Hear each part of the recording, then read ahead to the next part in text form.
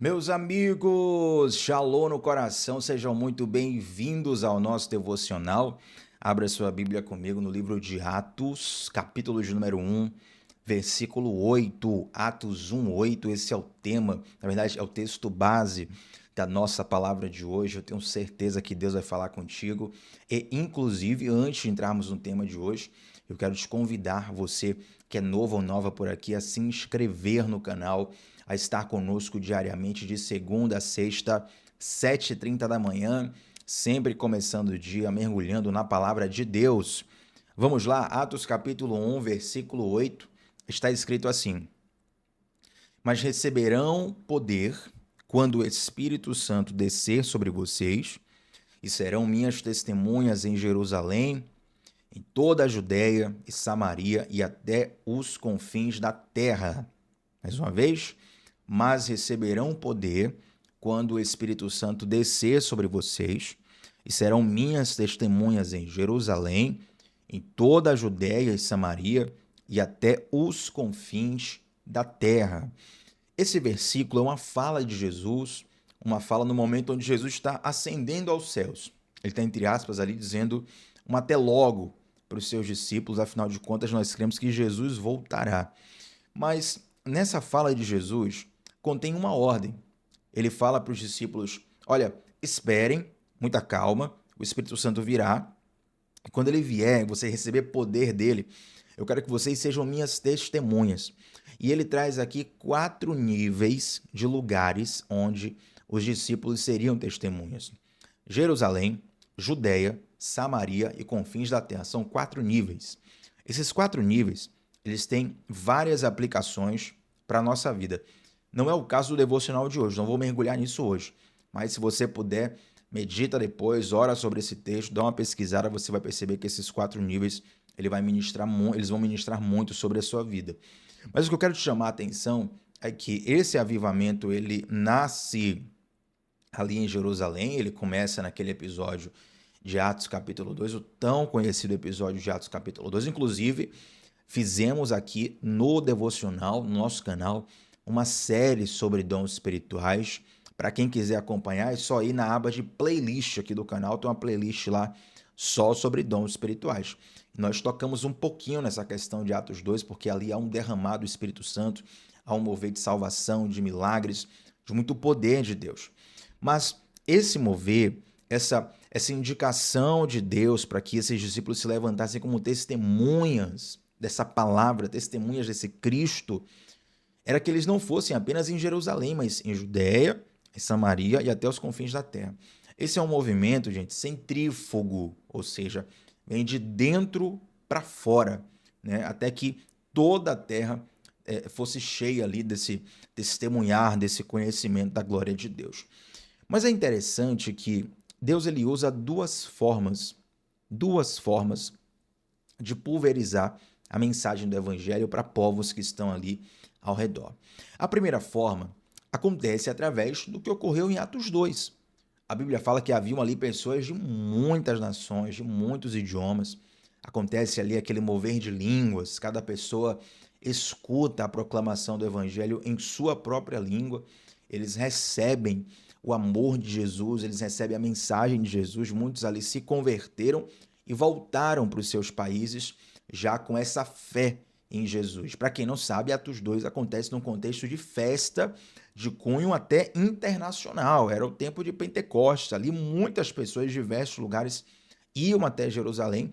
Afinal de contas, onde tem festa, tem movimentação de economia, não é? Então, como Pentecostes era uma grande festa em Jerusalém, pessoas de toda Israel, inclusive pessoas de fora de Israel, vinham também, alguns pelo credo, pela fé em Deus, outros para poder aproveitar aquele momento ali de muita movimentação para poder vender economicamente as suas mercadorias, enfim.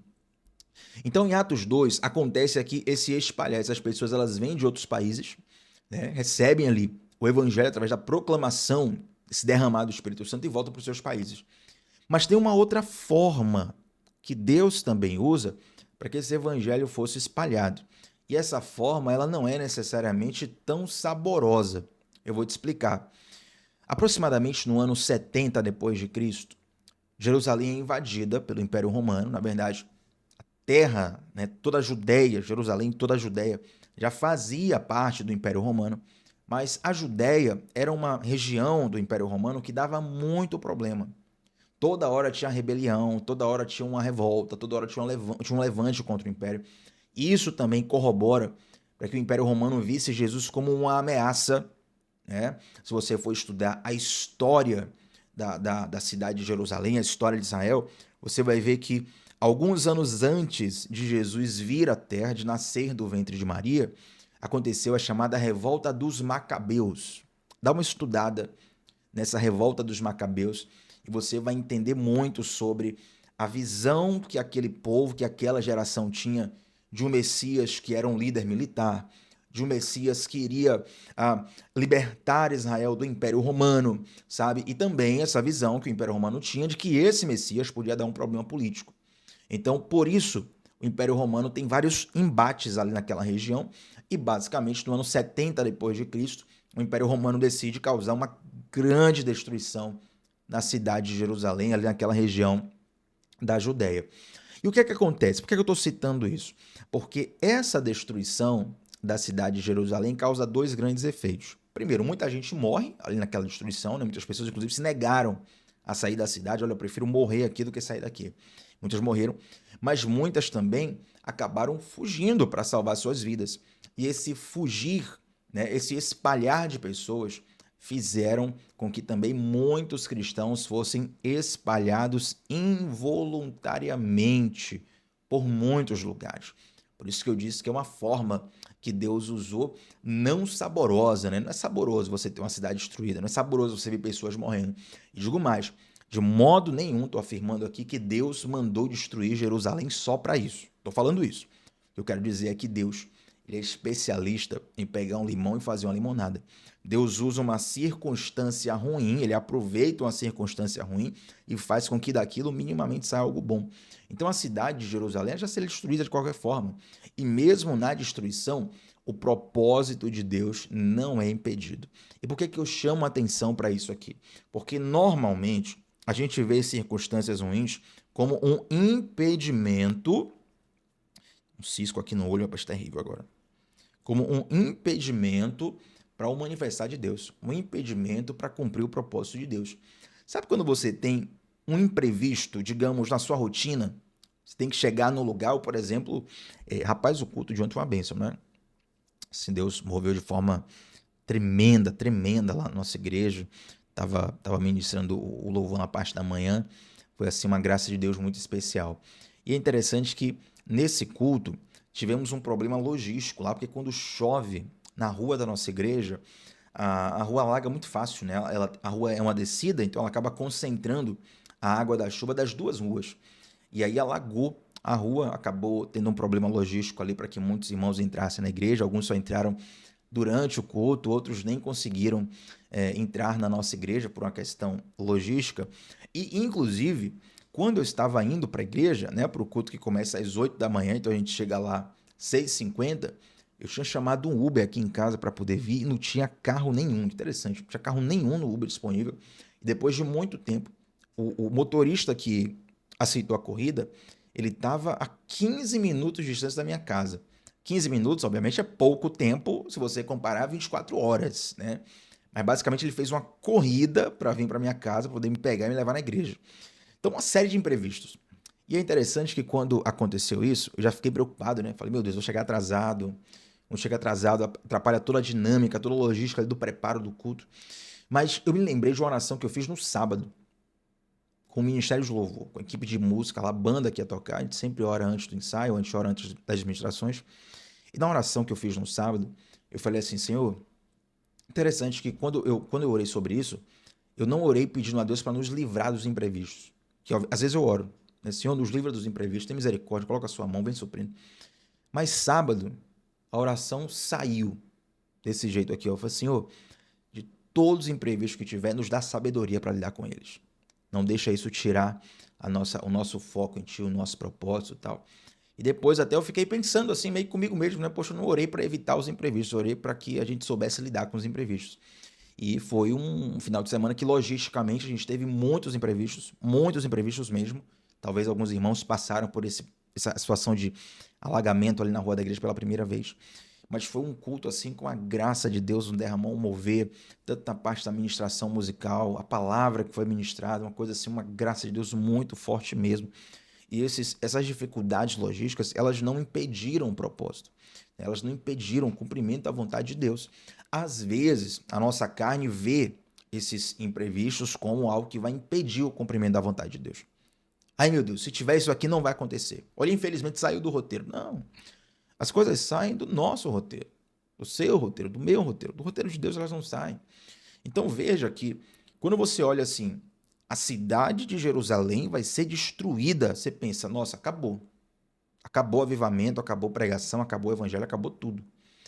E é interessante que lá em Jerusalém, o epicentro do avivamento, nessa época aqui, 70 depois de Cristo ainda, os discípulos estavam vivos, muita gente que tinha caminhado pessoalmente, já visto Jesus fisicamente com os olhos físicos, muita gente estava viva, muita gente que viu literalmente os milagres estavam ali.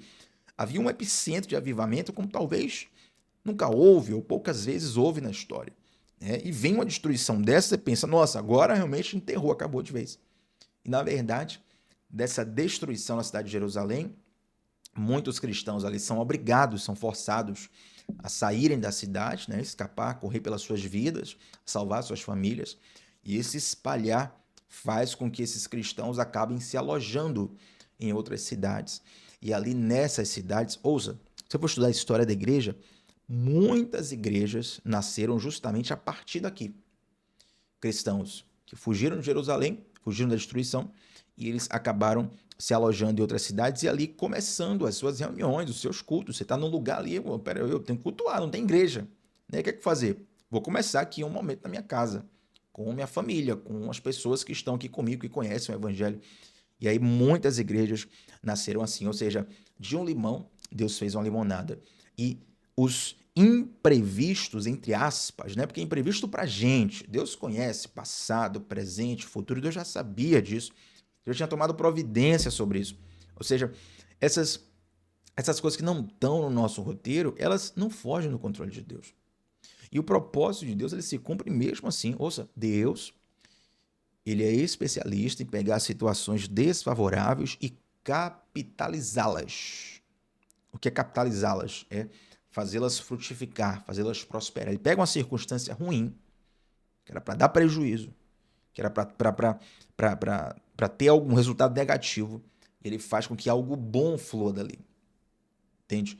Então pega essa mensagem hoje para o teu coração e aplica para a tua vida, porque isso vai encher teu coração de esperança em toda circunstância ruim que você viver. Eu sempre enfatizo, é claro que tem circunstância ruim que você vive, que eu vivo, que é fruto do nosso pecado, certo? Se você comete um crime, por exemplo, você vai pagar de acordo com a justiça dos homens. Se você fere um princípio da palavra de Deus, muito provavelmente, você vai colher ainda nessa terra algum dano disso, tá? Mas algumas circunstâncias que não tem a ver com moralidade, com certo e errado, são circunstâncias que, olha, saiu do script, deu errado. Eu tentei fazer o certo, mas não consegui. Eu projetei isso aqui, queria que fluísse, mas não fluiu. Essas coisas que a gente acha, que saiu do roteiro, que saiu do script, que deu errado, cuidado. Não perca a esperança. Não tire os olhos de Deus. Nunca tire os olhos de Deus. Quando a gente tira os olhos de Deus e olha para as circunstâncias, e aí muitas vezes que Satanás começa a roubar nosso pensamento, a roubar nosso coração. É muitas vezes aí que Satanás começa a desvirtuar a nossa percepção do que Deus faz, sabe?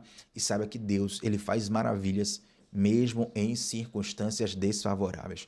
Pega isso para a sua vida hoje e abraça essa palavra em nome de Jesus. Amém, gente? Vamos orar juntos? Eu quero orar com você e, é claro, convidar você que é novo ou nova por aqui a se inscrever no canal e a estar conosco de segunda a sexta, 7h30 da manhã, sempre começando o dia mergulhando na palavra de Deus. Aqui nos comentários, no comentário fixado antes da oração, no comentário fixado tem 2 links. O primeiro link é para você entrar no nosso grupo do WhatsApp, onde eu mando devocional todo dia na palma da sua mão. É um grupo fechado, fica tranquilo. Não tem mensagem toda hora, mas só tem uma mensagem por dia, que é a mensagem quando eu mando o devocional. É um grupo fechado, não tem conversa paralela, ninguém vai encher sua caixa de WhatsApp. É unicamente para te ajudar a ser constante aqui no devocional. Então, todo dia vai ter uma mensagem ali, mais ou menos 10, 9 minutos antes do devocional, eu mando para que você esteja conosco. Segundo link que está aqui no comentário fixado, é o da nossa comunidade do Discipulado Bíblico. Eu quero te convidar para você estudar a fé e a espiritualidade à luz da Bíblia com profundidade conosco. É lá que eu tenho o meu processo de discipulado com os alunos que ali estão, fazendo algo sistematizado, organizado, mais aprofundado, com materiais de apoio para você crescer na fé em Cristo, baseado na palavra de Deus. Então, querendo entrar, clica também no link que está fixado nos comentários. Vamos orar, gente? Santo Deus, nós te agradecemos por essa palavra e eu quero te pedir, Senhor, que nessa semana que se inicia, o Senhor, teu Santo Espírito, flua em esperança, em renovo nos corações. Assim como o Senhor aproveitou de uma circunstância desfavorável, como a destruição de Jerusalém, para espalhar cristãos pelo mundo. E de algo ruim surgiu algo bom. De um limão surgiu uma limonada. Eu quero te pedir, Senhor, para que através das circunstâncias que aos nossos olhos parecem fugir do controle, parecem fugir do script, parecem fugir do roteiro, eu quero te pedir, Senhor, mantenha os nossos olhos em Ti, porque nós cremos que mesmo em circunstâncias desfavoráveis, o Senhor continua agindo e o Senhor continua realizando maravilhas. Sou grato a Ti, Deus, por cada um que está aqui. Te peço uma bênção especial para cada um deles ainda nessa semana. Em nome de Jesus. Amém. Tamo junto, gente. Deixa um like nesse vídeo. Seu like é muito importante. E claro, antes de sair daqui, deixa um comentário sobre qual foi a parte desse devocional que mais falou teu coração. Tamo junto sempre de segunda a sexta, às 7h30 da manhã, sempre começando o dia mergulhando na palavra de Deus. Shalom no coração, gente. Até a próxima. Tchau, tchau.